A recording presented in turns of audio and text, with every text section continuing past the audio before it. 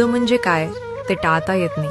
आपण केलेली कर्म ही कधी ना कधी भोगावीच लागतात, त्यातून सुटका नाही. म्हणूनच असं झालं नसतं तर बरं झालं असतं, असं केलं असतं तर आयुष्य बदललं असतं, हे सगळं विसरून जा. कारण जे झालं ते तसंच होणार होतं. ते आपल्या पूर्वीच्या कर्मफळाचाच परिणाम असतं.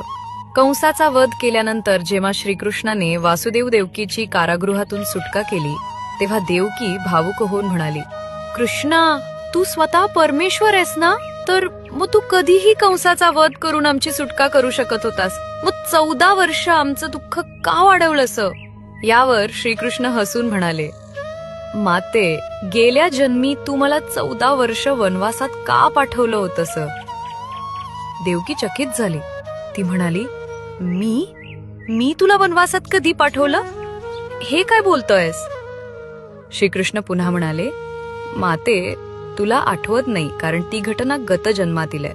त्या जन्मी तू कैकई होतीस आणि तुझ्याच इच्छेमुळे मला 14 वर्ष वनवासाला जावं लागलं होतं.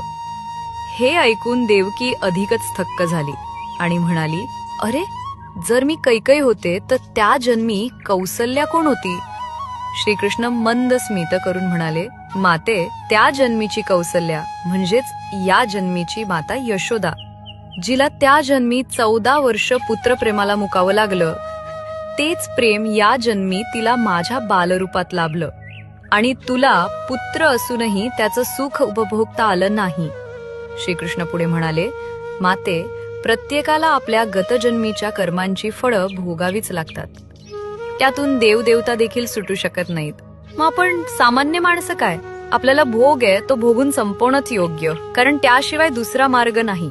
गतजन्मातील पाप ही भोग रूपानं समोर येतात आणि ती भोगल्याशिवाय नाहीशी होत नाहीत. कृष्णम वंदे जगद्गुरुम.